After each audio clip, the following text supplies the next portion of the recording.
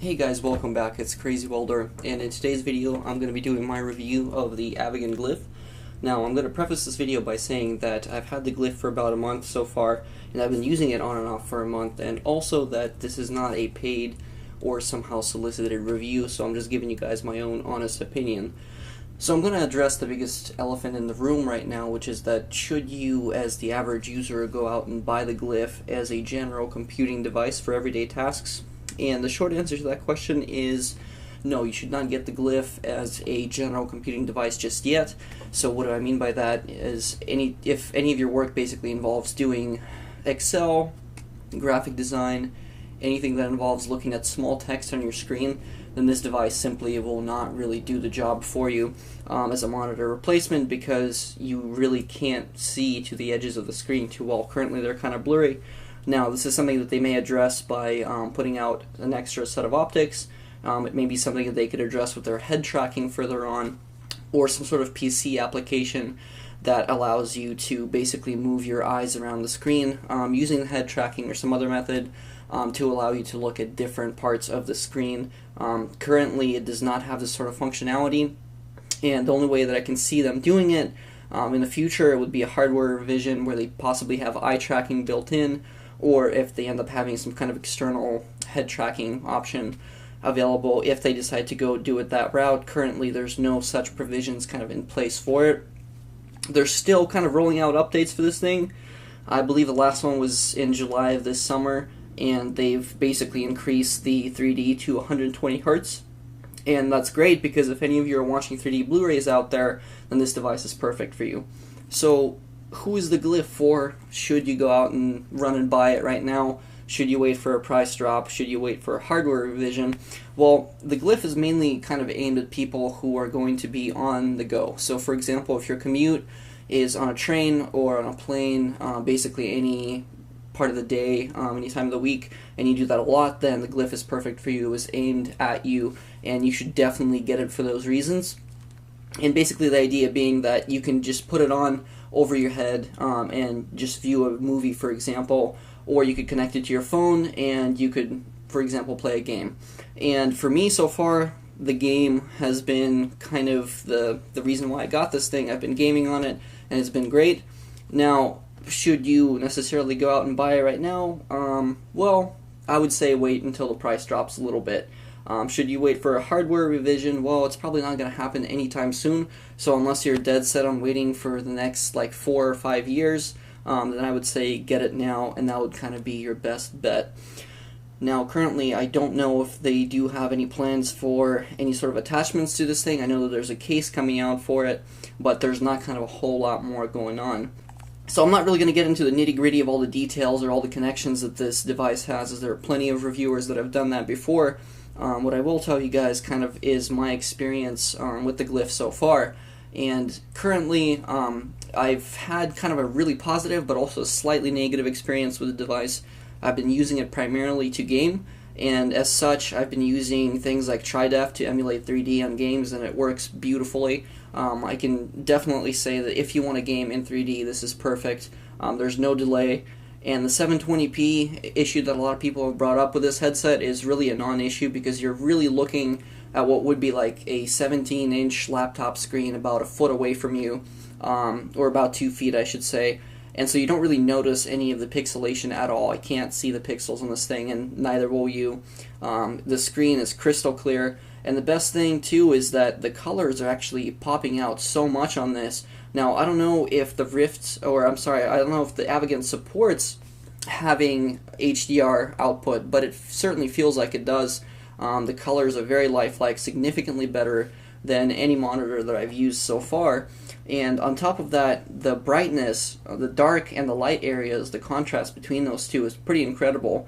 It kind of reminds me of the plasma TVs from back in the day, where the darks were really darks, the lights were really light, and so having that contrast is much better than on basically any gaming monitor that I can think of right now, and certainly most of the TVs, more than most of the TVs that I've seen on the market today. So just for those reasons alone, for the quality of the image, I would say get this thing if you're a gamer, or if you're somebody that really likes watching movies.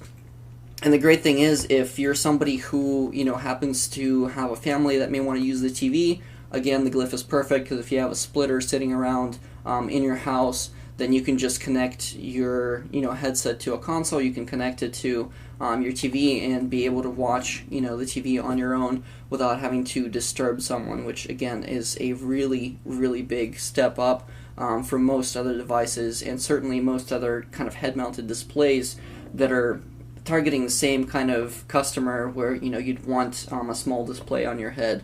Now, as far as the head tracking goes, so far I've been able to use it in games and test it out, basically as a kind of mouse alternative, and it works pretty decently for that. I wouldn't say it's the greatest, but it doesn't seem to lag too much, so I think over time, as games and game developers kind of start to embrace that technology a little bit more, it'll come definitely in handy down the road.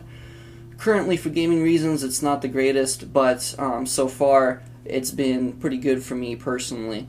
Now, my dad initially got this thing because he got the package at their house, and so he tested it out and he looked at some of the YouTube videos that are out there, and he said he did not like the quality. And part of the reason for that, I think, is because a lot of the YouTube 3D content out there and just YouTube videos in general that kind of get downscaled to 720p, which is what this is, they have really, really bad watermarks on them. Sometimes they'll have a bunch of stretching going on. Other times there's a lot of really bad artifacting or pixelation that happens. And as a result, it's not really a good test of seeing how good the quality of this headset really is. If you want to see something in 3D, I'd say load up a Blu-ray player or load up a game, or even just, a YouTube video of somebody who's a gamer that actually does like a high-quality game. That way you're getting a very high-quality video stream as opposed to just having something that's, really bad, really old, and doesn't look as good as a device can actually reproduce it to be. So, with that said, how comfortable is this thing for gaming or for watching videos over a long period of time? So personally, I have not had too many problems with these little nose bridges. As you can see, they have a bunch of these that it comes with. I'm sure you guys have seen that in previous videos. And, I think so far I've been using it actually with my glasses on, and it's been okay. The only problem I have is the earpieces here. Over time, as you are using it, they'll kind of bite into the ears a little bit because of the fact that this really pushes on your head quite significantly. So that's a kind of pain point right there. But really, that's the only discomfort I've had. The most amazing thing is that I never felt any fatigue on my eyes. I never felt like I needed to take it off and go take a break, unlike I would have with my monitor. And currently, I actually have a pair of kind of yellow tinted glass covers that go over my glasses when I'm working or when I'm doing something like gaming, mostly because I don't like the blue light. So with that said, I don't see the Glyph producing a whole lot of blue light when I'm gaming, which is pretty incredible because typically with screens like this, you will have that sort of effect, but because this is using DLP projection and there's an LED in there that's actually emitting this light, the amount of blue is actually really diminished, which is quite incredible. And now, I don't know if it's because it's being reflected through a mirror in here, or actually in this case millions of mirrors, but the fact that there's so little blue light coming in that kind of hurts the eyes over time is pretty incredible. So I think you can definitely justify this thing for viewing content if your eyes get incredibly tired and you don't want to go out and purchase, tinted lenses or have to go get prescription glasses. But that kind of brings me to my next point with this device, which is that the lenses on here, they say that you can use this device without glasses, but I have a pretty severe astigmatism on my left eye, and for me to use the Glyph at the way it's supposed to be used, which is, you get really sharp, clear images, I kind of can't do that without my glasses because I do not have enough of an adjustment in here to compensate for the astigmatism that I have in my left eye. Now, my right eye is perfectly fine, but, as the result is that when I'm viewing something, especially in 3D, I don't get the same level of kind of depth perception or quality that, somebody who has like 20/20 vision would, for example. So if you're somebody that's got glasses or kind of poor eyesight, then I would say for now probably hold off on these unless you can bear to use contacts all the time. They say that these lenses are adjustable enough that you won't need to wear glasses, but in my experience that hasn't really been the case. I actually still end up gaming with my glasses on, and that's a bit of a pain point, but I think considering what's on the plate here, it's not actually that bad of a detractor. I've used this to play my Wii U, and it looks great. I've used it to play my Xbox One. I've used it to play a number of games on PC, namely Mad Max and Styx Master of Shadows, as well as No Man's Sky, and all of them look really amazing in this so far. Now, the one kind of issue that I do have with the Glyph, the way it ships right now, is that they only give you a soft case, and considering you just paid, $700 for something like this, having a case that's a little bit stiffer, or just in general, kind of more resistant to damage would have been really great, because you don't want this thing to, get hit really hard and then just have something break off and basically lose your $700. So I think had they kind of invested in giving the users a bigger case, and something that's a little bit better and more robust, I feel like that would have been a better value for the buyer. But as it stands, it's just a matter of keeping this thing clean, and just a matter of taking care of it as you would any other kind of fragile electronics device. So my verdict on this head-mounted display so far is basically really an 8 out of 10. I would say if you're somebody that's got the money for it, or if you end up traveling a lot, I absolutely say get this. If you're somebody who's tired of gaming on your monitor and having all that blue light come into your eyes, then I would definitely say instead of buying a new monitor, get this. Now, obviously this thing doesn't have G-Sync or FreeSync, so you kind of won't get that benefit. But with that said, you're getting a pretty good display quality in here that I think is really kind of unparalleled right now and unmatched by anything currently on the market, especially in this head-mounted display segment in particular. So far, I would definitely say if you've got the money, go for it. If not, and you kind of are looking for the next big thing in head-mounted displays, especially if you're looking for a VR, this is not a VR headset, don't get it for that reason. You will definitely feel quite, let down.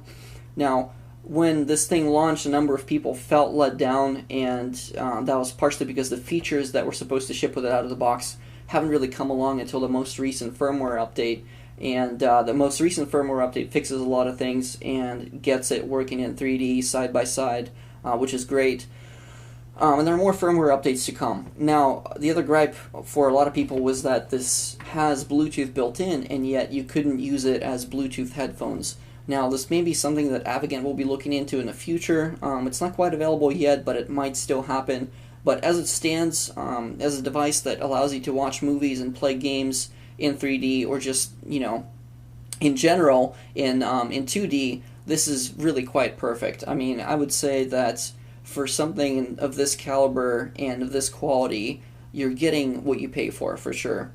And as a result, if you guys want to buy this device, I would definitely say just get it now, because we don't know if ultimately they're going to have something else that comes out of this quality, or if you just want to support the company that made this, because they really did a great job on this, in my opinion.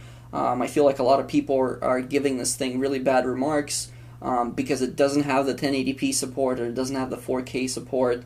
Some people have been saying that, well, you still have to use a wire, but the fact of the matter is Wi-Fi is still not really quite there, and I feel like even with the new, I believe it's the AD standard, which is like 60 hertz, the quality of the output still doesn't even match the HDMI quality that's on this as far as the bit rates go, so you're getting a really uncompressed good signal here that you otherwise wouldn't get on sort of similar older devices. And for sure there's a lot of room to expand with this thing moving forward, and I feel like there's going to be a lot of uses for it, aside from the current use for drone flying or just watching movies and playing games. I definitely feel like the team at Avegant is going to have a lot more up its sleeve. So this is my review, guys. I'm giving this thing an 8 out of 10. So far I've used it, again, like I've said, for about a month, and I have not had any real problems. Now, of course, the optics could be something that they could improve, but I feel like that's really a minor gripe in the overall scheme of things. So this is my review. I hope you guys liked the video. I hope it helped you make a decision, or possibly, if you didn't want to buy this thing, if you want to tell me why, go ahead and drop that in the comments section below, and I'll see you guys in my next video.